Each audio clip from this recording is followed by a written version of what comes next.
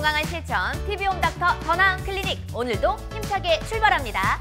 철업 베이베 철업 베이베 여러분 오늘도 화이팅입니다. 자 여러분 매년 1월 1일이 되면 세우는 목표가 있죠. 바로 다이어트입니다. 여러분 잘 지키고 계신가요? 오늘 이 시간 다시 한번 의지를 불태워보도록 할게요. 유태선 선생님과 이야기 나눠보도록 하겠습니다.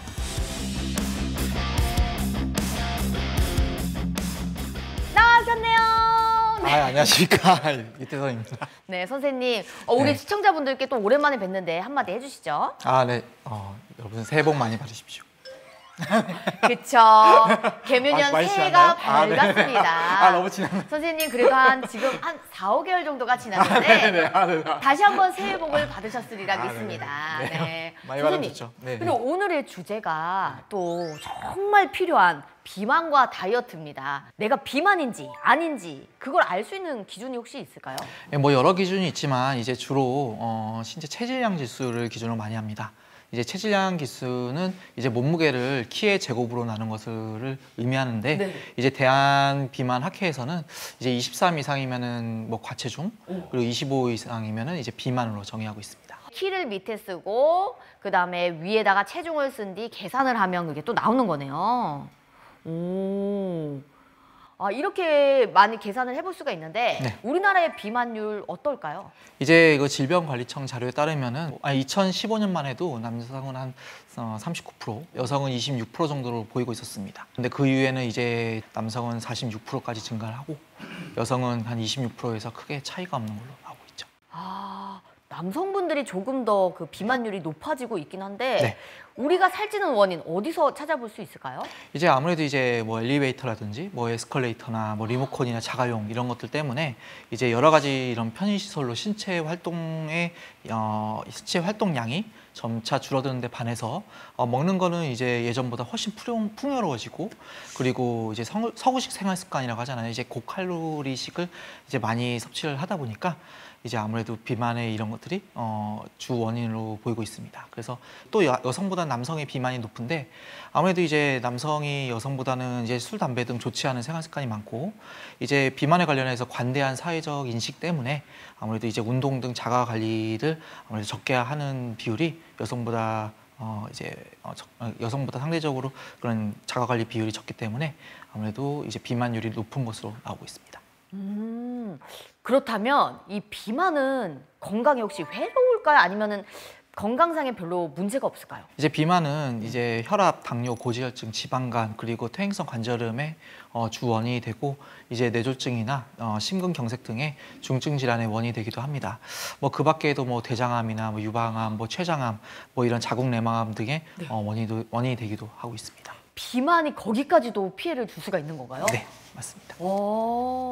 그렇다면 이 비만도 병원 치료를 하는 게 좀 좋지 않을까 싶은데 어떨까요? 이제 개인의 노력으로 이제 일정 이상 조절이 되지 않은 병적인 비만이나 이제 고혈압이나 당뇨 등 만성 질환이 있으신 분들은 병원의 도움이 필요합니다. 저도 이제 이렇게 보기에는 뭐 팔다리가 말랐지만 이 복부만 조금 나오게 되는 게 호리병 할아버지 몸매 이런 얘기를 많이 들었었는데 이렇게 배만 볼록 튀어나온 현대인의 흔한 이 복부 비만도 다이어트가 꼭 필요할까요? 이제 남성인 경우에는 이제 90cm, 여성인 허리둘레가 네. 남성인 경우에는 90cm, 여성인 경우에는 85cm 이상이면은 복부 비만에 해당이 됩니다. 이제 대부분의 경우에서는 그 비만인 사람들이 지방이 많고 특히 복부의 내장 사이사이에 있는 지방들, 그러니까 내장 지방이 많아지면 이제 피하에 쌓이는 그런 지방들보다 빼기도 어렵고 이제 복부 지방 같은 경우는 여러 가지 염증 물질이나 호르몬을 분비하기 때문에 앞서 말씀드린 만성 질환 같은 것들이 걸리는 경우가 더 많습니다. 이렇게 또 앞서 말씀해 주신 더 잘생기는 질환이 어떤 게 또 있었죠? 뭐 혈압, 당뇨, 고지혈증, 지방간, 퇴행성 관절염 등 이제 뇌졸중, 심근경색의 원인이 되고 그리고 또 이제 대장암, 유방암 그리고 자궁 내막암, 췌장암의 원인이 되기도 합니다. 대부분 이 비만을 심각하게 받아들이지 않다가 특정 질환이 생기거나 아니면은 뭐 이렇게 내 옷을 입었을 때 작다거나 이럴 때 조금 더 심각해지거든요. 의지만으로 변화가 어렵다면 병원의 도움을 받는 것도 정말 큰 힘이 되겠죠? 네, 맞습니다. 이제 병원에서는 이제 인바디나 아니면은 이제 체중과 허리둘레 측정을 주기적으로 해서 모니터링도 하고 또 이제 식욕 억제제를 주축으로 한 경구 및 주사 약물 치료를 하게 됩니다. 그리고 다이어트에 잦은 실패를 하는 분들이나 뭐 식사량이 조절이 안 되다든지 뭐 운동 등 본인 노력으로 충분한 효과를 보지 못했을 때, 근데 비만과 관련돼 있는 질환이 또 있을 때 이런 분들께 도움이 될 수 있겠습니다. 한의원이나 아니면 병원에서 처방해주는 이 식욕 억제제가 있잖아요. 네. 이거는 안전할까요? 이제 식욕 억제제는 주로 중추 신경계에 작용해서 이제 도파민과 세로토닌이라고 해서 이제 기분이 좋아지는 물질의 농도를 조절해서 식욕을 억제하게 되는데, 이제 항정신성 의약품이기 때문에 전문 의약품으로서 의사의 처방이 반드시 필요합니다. 주의점은 일일 투여량과 그리고 일일 투여 횟수, 투여 기간을 잘 지켜야 되고, 이는 어느 정도 어느 약물이나 그렇지만 특히 이제 향정신성 의약품은 더욱 주의를 해야 됩니다. 특히 오남용을 했을 때 이제 정신질환을 겪은 사례와 뭐 폐동맥 고혈압 같은 네. 그런 질환이 악화돼서 사망하는 사례가 있었죠. 또 이제 다른 식욕 억제제와 같이 복용을 다른 식욕 억제제와 그리고 특정 항우울제를 복용하신 분들은 이제 복용을 하시면 안 되거든요. 왜냐하면 이제 작용 기전이 같거나 비슷하기 때문에 어떤 부작용이 생길지 모르기 때문입니다. 이게 좀 과도해질 수도 있겠네요. 그렇죠. 실제로 이제 식욕 억제제의 약전을 보면 병행을 권장하지 않고 있습니다. 그러면 이렇게 약물보다는 제일 좋은 건 사실 운동이 아닐까 싶은데요. 네.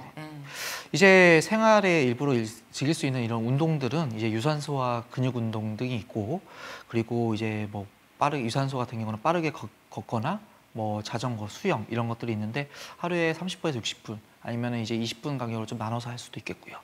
근력 운동은 10회를 반복할 수 있는 정도로 이제 10종목을 한 2세트 정도 주당 2회는 하는 게 좋겠습니다.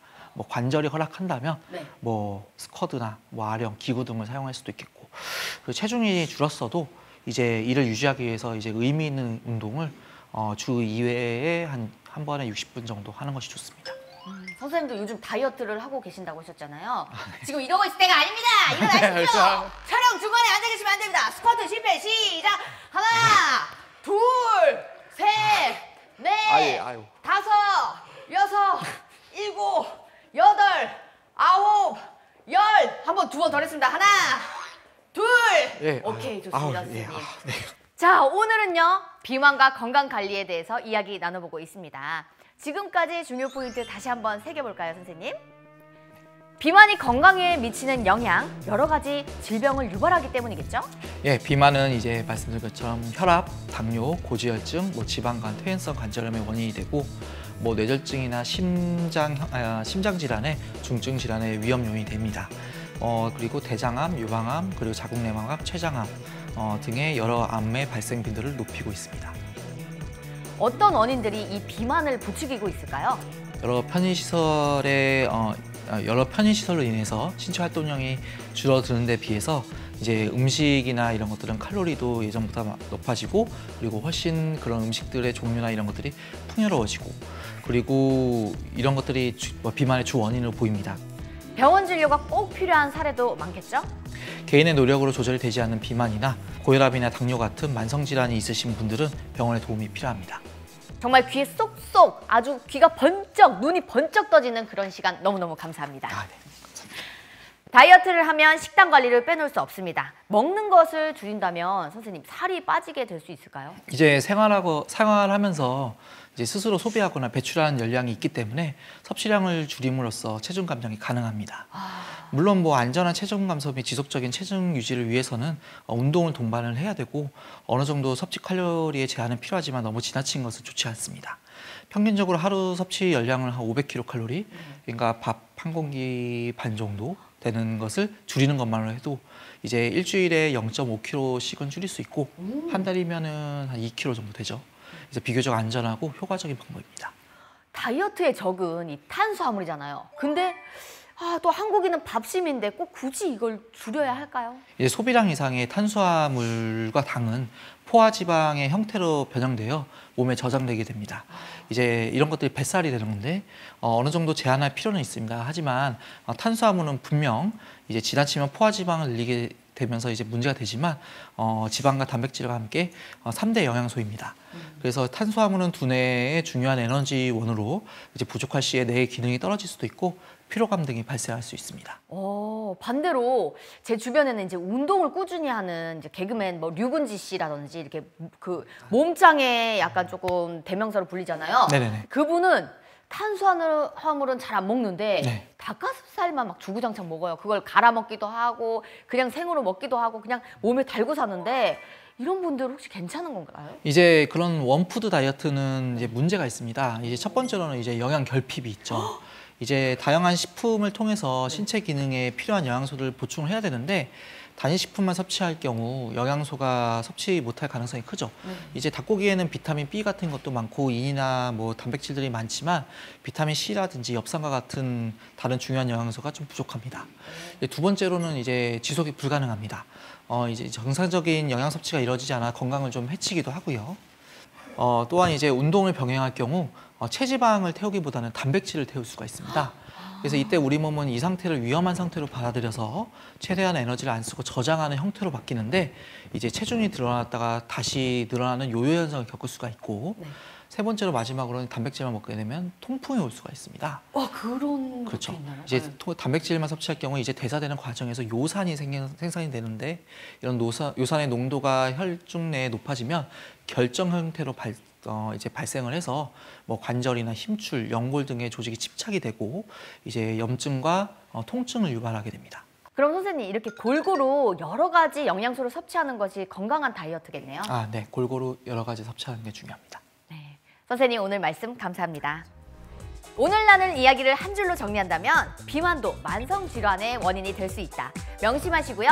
우리 모두 건강한 다이어트로 만성 질환 예방하도록 하겠습니다. 선생님, 네. 오늘 시간 어떠셨습니까? 너무 좋았습니다. 좋습니다. 그럼 다음 시간에 또 만날까요? 네, 다음 주에 또 안녕히 계세요. 계시죠.